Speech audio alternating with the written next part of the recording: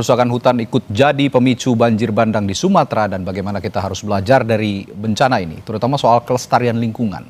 Kita bahas bersama anggota DPR RI dari Komisi 3 DPR RI, Dapil Aceh 2, Nasir Jamil, lalu ada Ketua Auriga Nusantara, Timur Manurung, dan juga korban banjir bandang di Aceh Tengah, Badrul Irfan, yang harus berjalan 3 hari di tengah hutan demi mengevakuasi diri dari banjir. Selamat malam, Bang Timur. Selamat malam. Bang Badrul, Bang NJ, selamat malam. Ya, selamat malam Mas Radi. Baik, saya ke Bang Badrul dulu deh ya, karena Bang Badrul ini begitu luar biasa menghadapi rintangan yang luar biasa, cobaan yang luar biasa. Bang Badrul, bisa Anda ceritakan, Anda berjalan selama 3 hari katanya demi menyelamatkan diri. Bagaimana ceritanya dan gambarkan kepada kami perjuangan Anda demi mencari tempat yang lebih aman di sana. Ya, tepatnya 2 hari 3 malam ya. 2 hari 3 malam, baik. Sebelumnya saya nyapa Bang Nasir Jamil, Bang Timur, apa kabar Bang Timur? Lama sudah tidak ketemu. Jadi saya di Aceh Tengah, di Takengon ya. Ya, Takengon ya.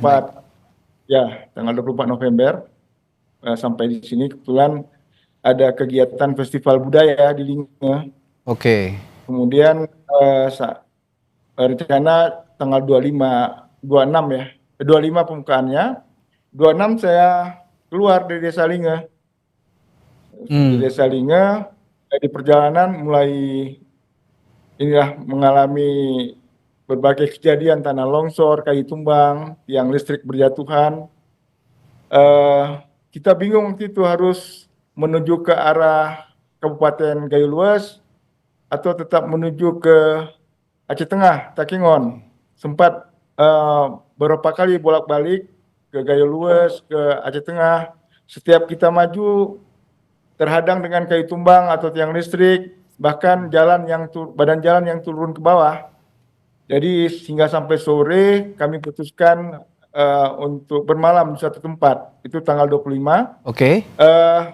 Mungkin orang sekitar mengenalnya dengan letter S. Lokasi yang kami bermalamnya. Itu 26 malam itu sangat mencekam, luar biasa. Jadi di sekitar kami bermalam. Tidak ada penerangan, tidak ada listrik ya, Bung Badrul ya? Tidak ada. Oke. Tidak ada. Internet Komunikasi juga terputus di sana? Putus sama sekali. Jadi ada 3 mobil yang dengan mobil kami ya, bertemu di jalan. Kita putuskan bermalam di situ. Ada 2 rumah warga.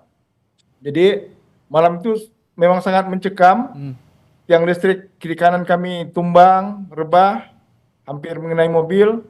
Kemudian suara longsoran sangat dekat di kiri kanan kami, kayu bertumbangan ya.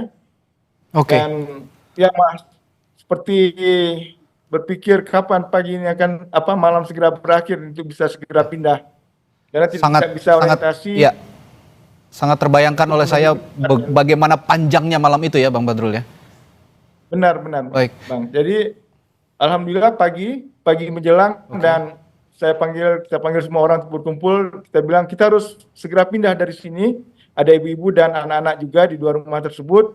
Tidak lama setelah sekitar jam 6:30 pagi, kami berdiskusi, rumah yang tadi malam kami tidur bergeser ke arah jurang. Sudah bergeser? Jadi sudah bergeser, termasuk tanahnya turun ke bawah, rubuh. Ya.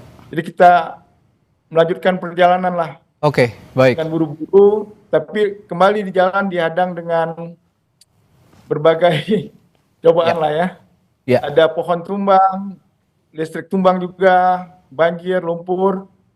Jadi kita bekerja dengan sekuat mungkin, kemudian dibantu juga dengan kebetulan di sana ada perusahaan ya, perusahaan penderas getah gitu. Jadi kebetulan masih ada stafnya. Jadi kita bergotong royong, ada yang menggunakan parang, mesin cinsu, dan bahkan tiang listriknya harus dihancurkan dengan palu gada. Oke. Supaya mobil bisa lewat. Bisa melewati akses itu. Baik, Bang Badrul. Tidak jauh dari sana, saya lupa apa nama tempatnya. Menurut kami itu sangat aman untuk tinggalkan mobil di sana. Oke. Itu di wilayah mana itu? Ketika Anda berhenti itu? Saya lupa nama tempat, maaf ya. Oke, baik. Setelah menempuh perjalanan dari Takengon ya? Tidak. Oh, tidak. Dari Linge. Dari mana? Mohon maaf. Saya dari Linge menuju Takengon. Oh, baik. Ceritanya. Oke, luar biasa perjalanan yang panjang dan mencekam. Sepanjang perjalanan mendengar tanpa penerangan, malam-malam mendengar suara longsoran susulan, mungkin juga ada banjir bandang susulan dengan penerangan yang minim. Anda juga tidak bisa melihat dari mana arah datangnya longsor, dari mana arah datangnya banjir bandang. Luar biasa. Ini sekali lagi kami turut prihatin mendengar cerita dari Bang Badrul tadi. Nah, dari cerita Bang Badrul tadi saya ke Bung Nasir. Bagaimana Anda melihat perjuangan seorang warga seperti Bang Badrul ini di Dapil di Aceh yang terdampak banjir dan sampai saat ini mungkin juga belum tercukupi kebutuhannya setelah diterpa bencana yang begitu besar di Aceh, Bung Nasir? Ya, terima kasih Mas Radi. Situasi di lapangan memang belum begitu baik, masih banyak titik yang belum disentuh. Perkiraan saya masih 25% yang bisa ditangani oleh pemerintah. Dan itu untung ada Polri dan TNI yang masuk ke tengah-tengah masyarakat dan kemudian membantu meringankan beban mereka, termasuk juga memasukkan bahan-bahan pokok, apakah itu minyak, beras, dan juga makanan-makanan ringan yang bisa dimakan langsung begitu. Jadi memang apa yang dialami oleh Pak Badrul itu juga dialami oleh banyak orang. Teman saya juga itu 3 hari 3 malam Pak Badrul, kebetulan dia ada acara di Takengon. Kemudian terjadi peristiwa itu, artinya curah hujan yang tinggi menyebabkan banjir dan longsor, sehingga dia berjalan kaki ke Biren, lebih kurang 3 hari 3 malam melalui jalan-jalan setapak yang dia lalui itu. Jadi memang apa yang terjadi di Benar Meriah, Aceh Tengah, kemudian juga di Aceh Selatan, di Aceh Barat, di Aceh Jaya, dan juga di Singkil, itu Aceh Tenggara. Saya pikir ini satu fenomena bukan hanya disebabkan oleh klimatologis tapi ada persoalan ada persoalan kerusakan biofisik lingkungan kita itu. Jadi pembukaan hutan, penebangan kayu di hutan, kemudian pertambangan dan tidak didukung oleh daya dukung ekosistem yang baik, itulah menyebabkan itu. Jadi bukan hanya soal cuaca tapi memang daya dukung ekosistem kita itu tidak bisa lagi menampung curah hujan yang begitu tinggi dan berhari-hari itu. Ya, saya sepakat dengan Bung Nasir. Alih-alih beberapa pejabat negara mengatakan ini faktor cuaca, tapi kok saya melihatnya ini ulah tangan manusia. Saya akan bertanya juga ke Bung Timer. Bung Timer, berdasarkan data citra satelit yang Auriga Nusantara juga lakukan beberapa saat yang lalu, berapa hektar hutan primer dan gambut yang hilang di Aceh, Sumut dan Sumbar, dan kira-kira ini ulah siapa? Kalau memang tadi menyalahkan cuaca, saya juga tidak yakin ini masalah cuaca. Malam Mas, cuaca memang satu hal. Kita tidak bisa memungkiri bahwa memang curah hujan meninggi. Betul. Tapi kita lihat dari misalnya video, gambar gitu kita bisa melihat bahwa air yang itu kan kelihatan kuningnya pekat sekali. Betul. Itu artinya material tanahnya sangat tinggi. Gembur begitu itu penuh dengan tanah, itu berarti artinya adalah ada lahan terbuka di daerah hulunya gitu ya. Satu, yang kedua juga ada banyak pohon-pohon yang bukan dengan akar-akarnya. Artinya seperti yang dikatakan tadi dari Kementerian Kehutanan, katanya ini kayu lapuk lah, pohon lapuk atau pohon tumbang, itu tidak benar ya? Berarti ada juga yang begitu. Ada kayu lapuk. Kita pungkiri, dan saya membaca pernyataannya Dirjen Gakum juga adalah sebenarnya dia menutup bahwa sedang menyelidiki kayu-kayu penebangannya. Nah, yang jadi soal menurut saya adalah ini kita jangan terjebak pada cuman kayunya saja nih. Karena kayunya kan hanya di atas tuh. Kayu itu biasanya cuma degradasi, bukan deforestasi. Tapi begitu pembukaan lahan, jadi sawit, jadi tambang, nah ini deforestasi. Itu deforestasi. Jadi bukan kalau kayu kita akan bicara degradasi, sementara kalau hutan hilang kita bicara deforestasi. Nah, persoalannya adalah kami sedang menyiapkan juga, memang kebetulan menyiapkan merilis data deforestasi 2025 pada Januari nanti. Pada 10 bulan sekarang, 10 Januari sampai Oktober, deforestasi di Aceh itu hampir 4 kali lipat dari sepanjang deforestasi 2024. Jadi sekitar 7.000-an hektar tahun lalu, sekarang hampir 30.000. Sama dengan Sumatera Utara, angkanya di Sumatera Barat. Sekarang ini yang menarik adalah Sumatera Barat itu nomor 4 dalam 10 bulan. Hutannya nggak seberapa. Aceh nomor 5. Sumut nomor 7, Oke. tadinya Sumut nomor 10, Aceh dan Sumatera Barat tadinya di bawah jauh. Oke. Sekarang mereka ini 3 provinsi ini melonjak nih. Artinya memang sedang terjadi perusakan hutan luar biasa di sana. Dan kalau misalnya kita lihat ke Sumatera Utara terutama di Tapanuli Tengah dan Tapanuli Selatan, banyak tuh illegal logging sebagai awalan tuh. Jadi illegal loggingnya dulu, kayunya dulu diambilin, habis itu kayunya nggak ada, baru kemudian hutannya dihabisin.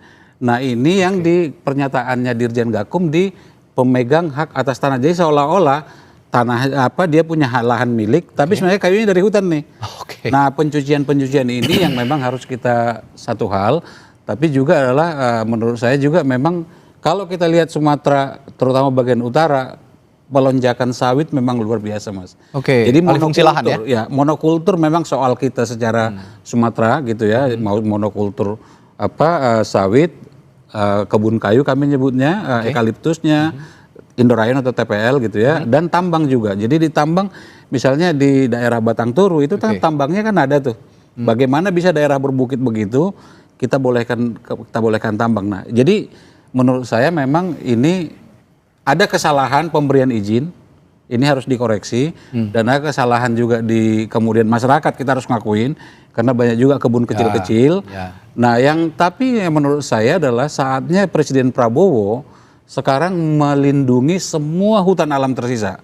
Terbitkan peraturan presiden yang melindungi sehingga siapapun yang menebang hutan alam tersisa itu adalah perbuatan ilegal. Saya pikir itu langkah yang sangat genuine kalau Pak Presiden langsung mengambil terobosan Perpres. Ini ada relate-nya dengan Bung Nasir juga di Komisi 3 kalau kita mau menegakkan masalah hukum gitu ya. Bung Nasir, saya akan juga tanyakan nanti ke Bung Nasir soal itu, termasuk juga saya tanyakan kondisi Bang Badrul sekarang di Aceh Tengah bagaimana, saya tanyakan juga kondisi keluarga, apakah sudah mencukupi bantuan yang disalurkan oleh pemerintah. Saya akan tanyakan hal itu sesaat lagi di Sapa Indonesia Malam, tetaplah bersama. Kami masih perbincangkan begitu masifnya dampak deforestasi yang terjadi di Pulau Sumatera. Tidak hanya bicara soal Aceh, Sumut, dan Sumber yang saat ini sedang dilanda bencana longsor dan banjir, tapi seluruh wilayah di Sumatera, bahkan seluruh Indonesia, hutan-hutan yang perlahan mengalami deforestasi. Nah, tadi saya bertanya ke Bung Nasir soal penegakan hukum, tapi sebelum saya ke sana, saya tanya dulu ke Bung Badrul sebagai warga yang berada di Aceh Tengah saat ini. Bagaimana kabar keluarga Anda saat ini dan handai tolan di sana semua dalam keadaan baik-baik saja, Bung Badrul? Iya, keluarga saya kebetulan di Banda Aceh ya. Baik. Sekitar 100 km dari Aceh Tengah. Jadi saya sebenarnya berkunjung ke Aceh Tengah dan terjebak di sini. Ya, komunikasi sulit dengan istri di Banda Aceh.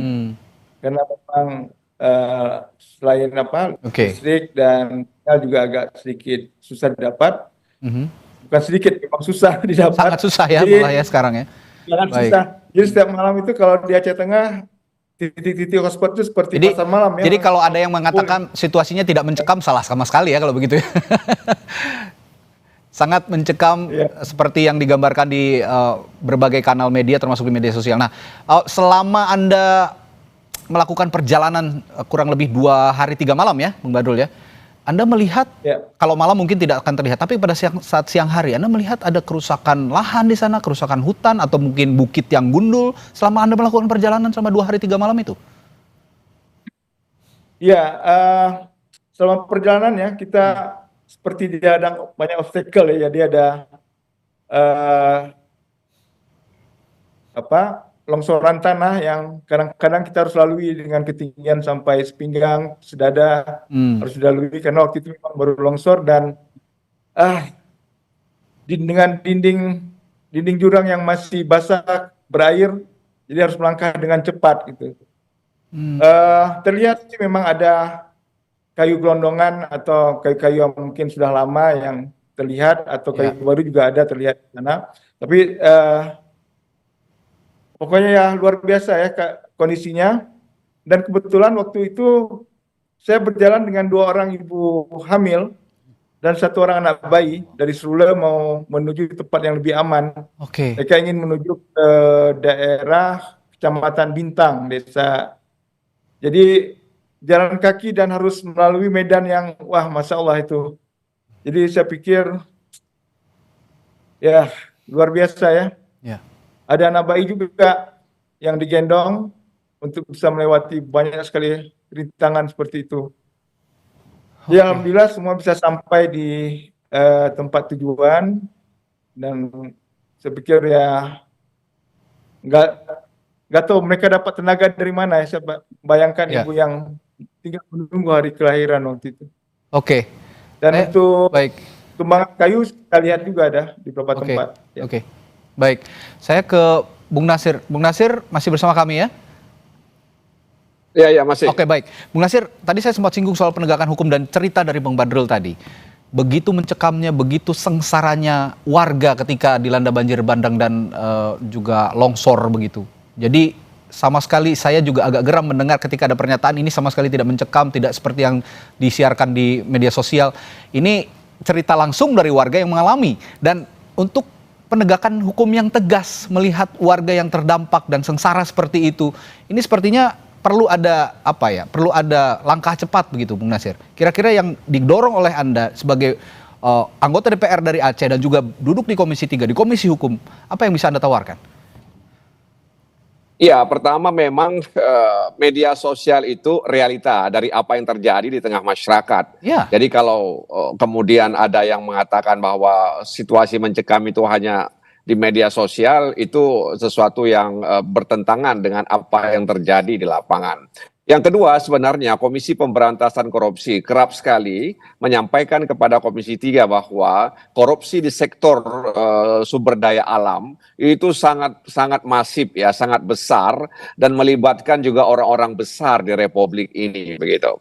Dan upaya-upaya untuk mengatasi itu memang masih belum seperti yang diharapkan. Ya, penegakan hukum oleh kepolisian, penegakan hukum oleh Kementerian Kehutanan, ya, itu dalam pandangan kami memang belum maksimal. Boleh jadi karena ya tadi itu bahwa ada orang-orang besar yang diberi konsensi, ya sehingga kemudian terjadilah ya penebangan pohon di kawasan hutan tersebut ya. Bahkan di tahun 2000 berapa waktu itu Menteri Kehutanan kan membuka lahan ya sekitar 1 juta lebih kurang itu 1.600.000 hektar di mana hutan dialihkan ke fungsi lainnya. Itu juga dalam pandangan saya pribadi membuat degradasi ya biofisik lingkungan, dan itu kemudian membuat daya tanggap lahan itu terhadap curah hujan yang tinggi itu tidak mampu dilakukan. Nah, karena sekali lagi memang dibutuhkan penegakan hukum yang konsisten ya, sehingga kemudian peristiwa ini diharapkan bisa menjadi pelajaran bagi kita semua, terutama para pengambil kebijakan dan mereka yang ada di institusi penegak hukum. Oke, Bung Timer, kalau tadi Bung Nasir bilang ada orang besar di balik peristiwa ini yang juga selalu diberi konsesi, atau jangan-jangan juga ada proyek strategis nasional di balik ini semua. Apakah Anda punya data soal ini, catatan soal ini? Yang kami tahu di Sulawesi Tengah, di Tapanuli Tengah dan Tapanuli Selatan ada usulan PSN untuk proyek jalan tuh, yang untuk membelah hutannya gitu ya.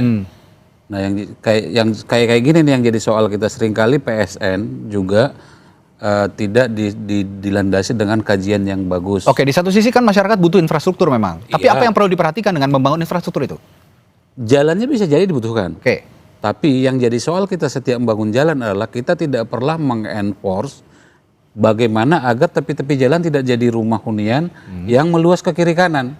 Persoalan kita kan selalu begitu, selalu ekses-ekses yang seolah-olah itu ya udah mau gimana lagi. Nah, ini yang sehingga kemudian ketika pemerintah merencanakan satu proyek, mestinya juga punya safeguard namanya, dan kemudian mengimbangi dengan proses penegakan hukum tadi.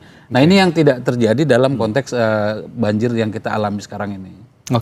Dan itu kan kumulatif Mas Radhi. Jadi merusak lingkungan itu tidak lantas sekarang kita rusak, besok akibatnya.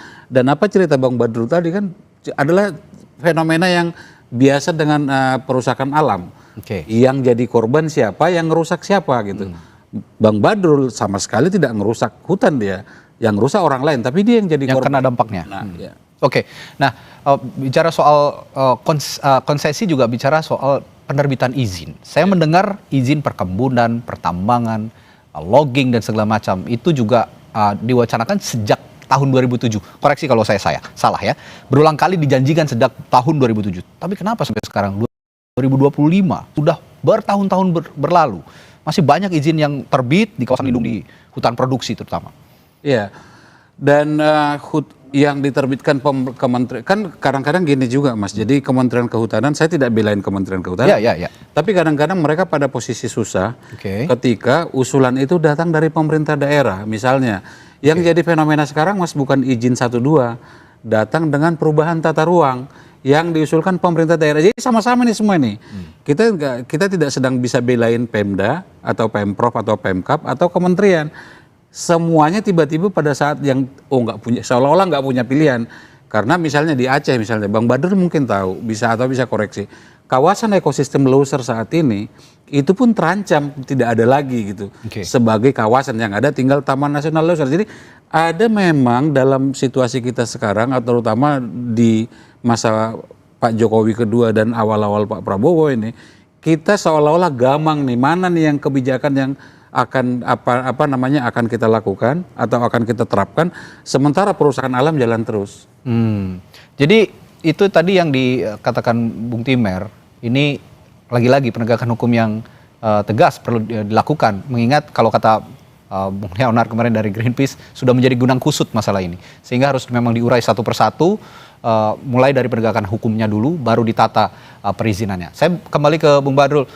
Bang Badrul, kalau Anda tadi mengatakan sekarang sulit ada akses komunikasi, lalu juga bantuan masih terbatas karena akses masih terputus dari beberapa daerah untuk menyampaikan bantuan. Bagaimana dengan bahan bakar? Kabarnya di beberapa wilayah juga bahan bakar kesulitan karena tidak bisa masuk, sementara masyarakat juga beraktivitas menggunakan kendaraan bermotor. Bagaimana Bung Badrul di sana kondisinya? Ya benar, itu kondisi yang sama di sini. Sulit sekali mendapatkan bahan bakar kalau hari-hari kita disuguhi dengan pandangan antrian BBM yang sangat panjang sampai kilometer itu panjangnya. Jadi ya mungkin saya mohonlah kepada semua pihak ya. Ini sudah sangat urgent. Infonya juga hari ini bahan bakar gas juga sudah semakin langka atau bahkan mungkin sudah hilang. Baik. Begitu, ya Bang. Oke, saya ingin tanya Bang Badrul, mohon maaf usianya saat ini berapa? Saya harus bilang 54 tahun sekarang. Oh baik, mohon maaf ya saya harus tanyakan, selama 54 tahun Anda sebagai warga Aceh, apakah ini bencana yang paling parah atau sebelumnya pernah terjadi bencana seperti ini, dan bagaimana komparasinya jika memang ada bencana sebelumnya? Ya saya pikir ini yang paling parah ya saya rasakan ya. Dulu ada juga banjir di Aceh Tamiang, kalau tidak salah 2006. Ya, tapi ya kerusakannya juga tidak besar, tapi saya pikir tidak seluas sekarang. Itu dampaknya juga penanganannya waktu itu lebih cepat. Mungkin masih ada BRR ya waktu itu. Aceh masih pada proses rehab rekon. Jadi begitu banyak sumber daya yang bisa dikerahkan. Jadi kalau sekarang saya pikir ini sudah hari ke-8 atau ke-7 belum ada akses jalan yang bisa ditembus untuk bisa menuju ke Banda Aceh. Baik. Melihat kondisi seperti itu 2006 ya tadi kalau Anda gambarkan sekitar 2006 di Aceh Tamiang pernah terjadi bencana seperti ini, banjir dan longsor, tapi ini yang terparah menurut Bung Badrul. Bang Nasir, apa merasakan hal yang sama sebagai anggota DPR RI dari Aceh? Ya, jadi saya hari Sabtu itu perjalanan menuju Biren, ya saya singgah di PD Jaya, kemudian saya juga singgah di Biren, kemudian di Biren ada jembatan yang putus, lalu saya naik perahu karet yang disiapkan oleh kepolisian. Perahu karet itu juga digunakan oleh warga lainnya untuk menyeberang. Nah, setelah itu baru naik mobil lagi ke Los Mame, ke Aceh Utara. tapi saya tidak bisa menembus Langsa, Aceh Tamiang, saya tidak bisa menembus Aceh Tengah dan Benar Meriah. Jadi memang antrian panjang di SPBU itu sangat luar biasa, dan itu terjadi di pagi hari, siang hari, sore hari, sampai malam hari. Dan herannya kadang ada di depan SPBU itu, nggak jauh dari SPBU, orang menjual eceran minyak yang harganya, ya, eceran bahan bakar itu yang harganya 50.000 per liter, ya. Jadi ini situasi yang sangat miris sekali. Jadi lampu mati. Saya di Banda Aceh ini mati lampu, ya. Saya di dalam mobil. Jadi harus menghidupkan HP ini dari cas yang ada di mobil. Jadi gelap. Terbatas ya. Saya di luar, ya. Jadi memang situasi sinyal juga kadang muncul, kadang hilang. Jadi sama sekali memang tidak begitu tanggap, ya, dalam mengantisipasi bencana seperti ini. Baik, ya ini kalau saya boleh simpulkan sementara dari gambaran Bang Nasir dan juga Bung Badrul gitu di Aceh sana yang saat ini berada di Aceh, begitu terbatasnya gerak-gerik aktivitas warga karena bencana banjir yang begitu besar dibandingkan dengan bencana sebelumnya, ini sepertinya memang yang paling menyusahkan warga.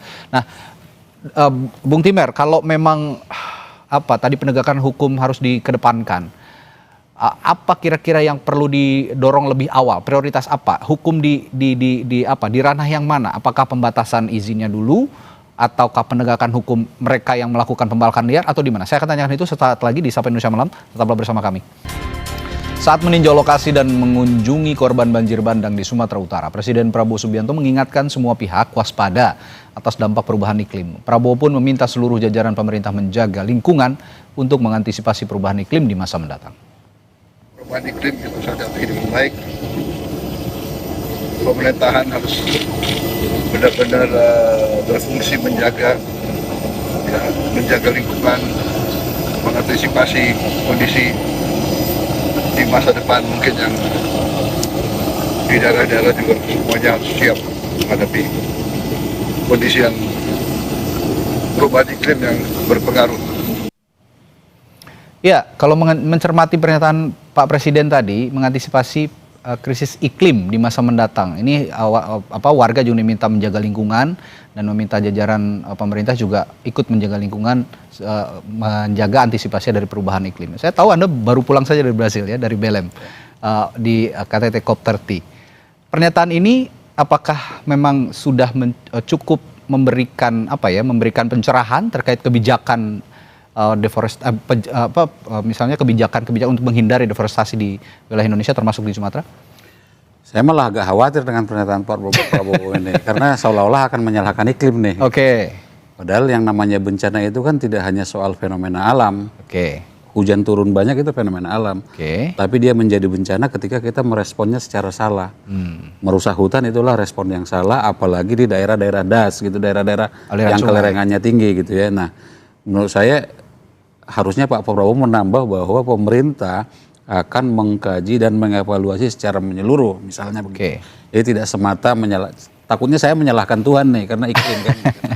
Itu satu. Nah, yang kedua adalah menurut saya memang ini saatnya Pak Prabowo menunjukkan kepemimpinan dengan memperbaiki, karena gini, Bang Nasir juga bukan mungkin punya peran juga, karena Bang Nasir turut ikut undang-undang Pemda yang menarik semua kewenangan ke pusat, hampir semua kewenangan, dan undang-undang Omnibus juga yang membuat semua ini kita cipta kerja, ya. Filter lingkungan itu sekarang nggak ada. 30% tutupan minimum hutan itu nggak ada sekarang di aturan kita. Dulunya ada. Nah, hal-hal seperti ini yang menurut saya perlu kita, karena asalnya ini Mas seringkali dari kebijakan yang salah kaprah. Kalau kita mau minta penegakan hukum itu di ujung. Tidak penegakan hukum duluan, ada sesuatu yang berbuat maka ada penegakan hukum. Jadi induknya ini yang harus kita selesaikan, dan itu menurut saya peran dari pemerintah pusat.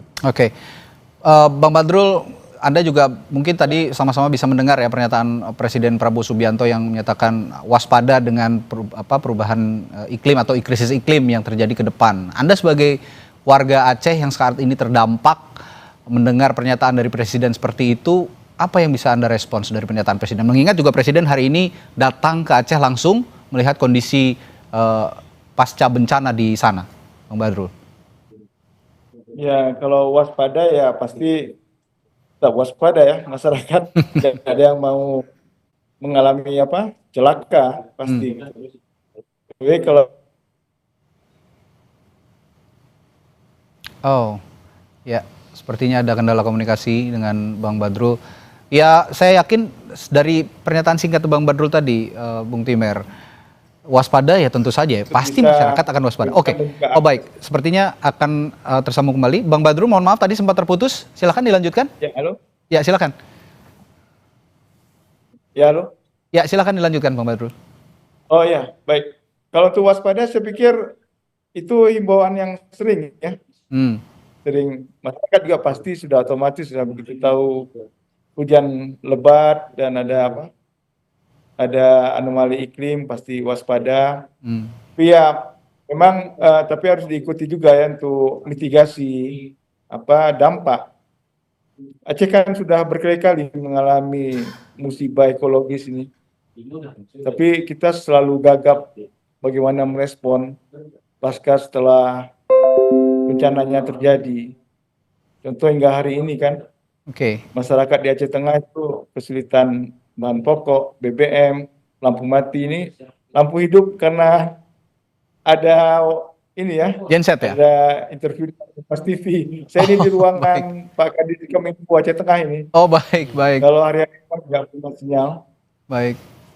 Ya, berarti kewaspadaan sih setiap hari senantiasa diterapkan begitu ya, Bang Badrul. Tapi ya kebijakan yang pertama kali dibutuhkan untuk sama-sama bisa memberikan alarm kepada semua pihak gitu, termasuk juga pemerintah dan juga aksi korporasi begitu ya. Di sana ya banyak sekali aksi korporasi. Nah, berarti sekarang kalau bicara soal itu, alih-alih kita menegakkan hukum, kita harus bicara kebijakan dulu ya. Yes. Pertama kali. Saya melihatnya begitu. Apa yang bisa dikedepankan? Kebijakan seperti apa yang bisa dikedepankan untuk fast response dari kejadian di Aceh ini? Seperti yang saya bilang tadi, respon pertama Pak Presiden terbitkan Perpres. Nggak perlu macam-macam. Perpres melindungi semua hutan alam tersisa. Sehingga tidak ada lagi deforestasi. Kalau memang niatnya. Dan itu kegagalan kita juga di BLM kemarin. Karena Indonesia tidak turut mendukung Forest Roadmap. Jadi Forest Roadmap itu adalah semacam roadmap untuk menghentikan deforestasi, dan kita nggak turut mendukung itu gitu. Yang ada adalah negara-negara lain yang mendorongnya gitu. Nah, dan kita tidak lagi-lagi tidak mendorongnya. Itu Forest Roadmap perlindungan hutan alam tersisa. Yang kedua adalah kewenangan. Jadi kalau di Sumatera itu kita Auriga pernah bikin semacam simulasi. Begitu ada pabrik, itu deforestasi akan luar biasa meningkat. Semakin dekat ke pabrik sawit atau pabrik pulp and paper, semakin dekat ke pabrik semakin tinggi deforestasi. Nah, bagaimana agar izin penerbitan pabrik ke depan jangan juga diobral gitu. Jadi seolah-olah atas nama pembangunan yang terjadi lah sekarang kita mengalami seperti ini gitu. Jadi lagi-lagi menurut saya ketegasan di sana, lalu kemudian baru penegakan hukum. Karena persoalannya adalah sekarang ini penegak hukum juga kesulitan, Mas. Karena yang salah pada zaman dulu, sekarang seolah-olah udah nggak salah lagi. Sama dengan korupsi kan, yang dulu masuk korupsi, dengan adanya banyak dipreteli dengan undang-undang sekarang, termasuk Omnibus, itu menjadi tidak salah lagi sekarang gitu. Baik, terakhir saya ke Bang Badrul, dari kondisi saat ini, apa ekspektasi Anda terhadap pemerintah, selain memang kalau sekarang yang urgent sekali bantuan yang cepat disampaikan ke warga terdampak di sana, tapi di samping itu, di lain itu, apa ekspektasi Anda terhadap pemerintah dari bencana alam yang begitu masif menimpa wilayah Aceh sekarang? Ya, untuk respon kondisi sekarang itu perlu ya, terutama seperti yang sampaikan tadi, bagaimana bisa melayani masyarakat yang saat ini butuh bahan pokok, butuh penerangan, dan terutama akses untuk kembali ke kampungnya ya. Gitu. Tapi yang paling penting juga bagaimana bisa belajar dari berbagai situasi yang ada. Kan kita tahu Aceh sering sekali menghadapi bencana ekologis, tapi selalu juga seperti tadi saya sampaikan, kita agak gagap dengan bagaimana merespon ini gitu. Oke. Pak Presiden sudah bilang mungkin sudah ada hal yang lebih maju, sudah ada sekarang himbauan untuk waspada, sudah bisa mendeteksi secara dini kemungkinan munculnya bencana ya. Oke. Tapi itu ketika bencananya muncul, ya lagi-lagi kita nggak siap, kita cuma bilang bencana akan muncul, tapi ketika itu terjadi, masyarakat seperti yang saya sampaikan tadi, ibu-ibu hamil harus menempuh jalan yang saya sampai sekarang Bang nggak bisa membayangkan dari mana mereka mendapat tenaga yang luar biasa seperti itu, bisa sampai ke tujuan. Saya itu Ya. di luar, memang benar-benar di luar nalar rasanya kalau lihat situasi saat itu. Oke. Saya turut sangat prihatin dengan apa yang Anda alami dan juga warga Aceh Tengah alami, dan ya alam memang tidak bisa ditantang, tapi manusialah yang harus menyesuaikan dengan apa yang terjadi, perubahan apapun yang terjadi dari alam. Terima kasih Bang Badrul telah berkomunikasi dengan kami, dan sampaikan juga terima kasih dari kami untuk pemerintah Aceh Tengah yang sudah memfasilitasi komunikasi kita dengan lancar sehingga kita bisa mengetahui kondisi paling aktual masyarakat yang terdampak di sana dan diwakili oleh Bang Badrul. Terima kasih Bang Badrul dan juga Bang Timer yang sudah hadir di studio, dan sebelumnya tadi ada anggota DPR RI dari Dapil Aceh, Bung Nasir Jamil yang sudah lost contact, sepertinya memang ada kesulitan komunikasi di Aceh, jadi Bung Nasir Jamil tidak bisa melanjutkan komunikasi. Terima kasih sekali lagi Bang Timer, Bang Badrul, selamat malam dan sehat selalu. Sampaikan salam saya dan sehat selalu untuk keluarga Anda di sana Bang Badrul, selamat malam. Baik, terima kasih.